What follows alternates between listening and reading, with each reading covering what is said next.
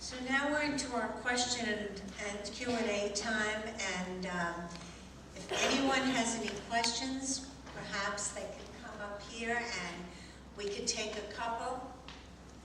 Be careful though, table mates and everyone, we have a ledge here.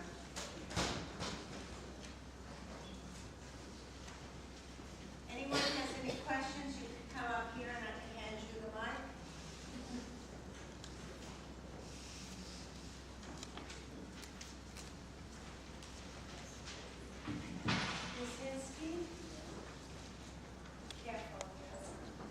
My question, thank you ladies, you all were wonderful, and also Mike, you were great to join all of them.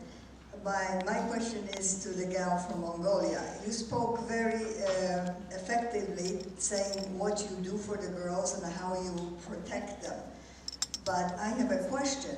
If you have those centers, and you said you were teaching all kinds of trades, did I believe, understand it well? Do you encourage and have facilities for the girls to finish the school while they're in their homes or in the organizations that are helping them to cope with the social aspects?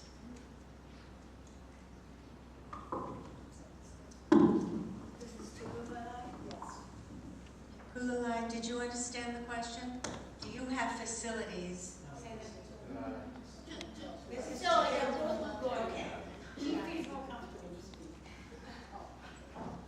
have facilities to finish education? Actually, we involve girls into vocational skills training. Vocational skills training like a hairdresser, beautician, or cook, or and also involve them into training of how to drive, driving course, something like that. But we don't have any other form of facilities to finish their education. Sometimes, if some girls have an opportunity to continue their education, we mediate them into the formal education center. For example, we have in Mongolia, there is an evening school for people who cannot finish their education. So sometimes we let them into those schools. Thank you. Thank you. Anyone else a question? Meg, do you have a question that you didn't finish yesterday? Where? Well, come up, please. Be careful here.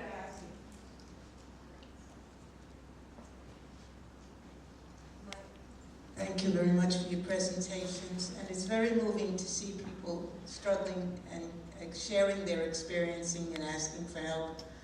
My question is, you have spoken a lot about girl children, and what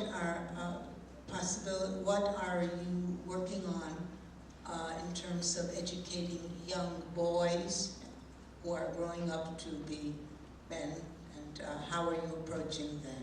Thank you. Who would like to take this? Do you have a mic there? Mitch? So patriarchy is not only about girls, it's also about men, and it's about all genders, and we do understand that. So we have been working on men to understand masculinities, and also to understand how patriarchy and masculinity plays a role in their lives, and to be able to work in their families and in their communities for addressing gender-based violence. So what we do is we organize discussion debates in schools and colleges with boys, where they talk about their role on working for gender equality in their families. This is one of the way. The most of the work, 90% of the work that we do is with girls, because we believe it starts with girls, and girls then can engage men in the communities. Mitch, could you add something to that? Sure. Well, in our youth leadership program that you was a part of, we have male and female. Usually the females outweigh the males, the ratio about 2 to 1. We have about 30 that we accept each year. It's an annual program, so it starts in August and it ends in June. That being said, We do trainings in terms of understanding, as Ing mentioned, and oppression, privilege, and that goes across all borders, right, in terms of race, class, and also gender. So we're very open, right, and in terms of making sure that everybody understands those particular ideals and the privileges that everyone has, you know, coming into the table. So, and we even include status. That's another thing that we talk about, immigration status, language ability, and so forth, all those particular forms of oppression that people can be marginalized. So, I guess to answer your question, we try to be very inclusive and very conscious in terms of how we train our youth and in terms of all these particular social markers of identity. Thank you. The one thing that I think it's very important is that I have people who are doing a lot of research, and they all agree that it will take, even if we start tomorrow, it will take 100 years till men will realize that women are equal human beings. It's because men have always to perform, physically and metaphorically, and it's a very big burden. This is why they need power to hide the fear they have of such performances in any way, as I said, physically and metaphorically. So this is to open up a discussion between men and women. Unless we discuss, men understand that women understand it, and men also understand that women are full human beings, and it takes time. It's not that I sit, I give a lecture, or you go, or this wonderful man goes. Many things influence of who you are. I happen to have 3 sons, I've learned, and a husband. I've learned a lot from them. So the thing that we are asking communities around the world, and we do it in human rights cities, is really to have a discussion between men and women on the value of equality and women as full human beings. Meaning we have to start recognizing the humanity of the other, regardless of who or she, LGBT or religion and so on, who they are, to recognize that she is as human as I am. And when we come to that point, then we can start a new future. Thank you, Shuliman. Thank you. We have time for one more question, and then we're finished. Come up here. Quick. Please. No. I don't think it'll reach. Oh, I'm sorry.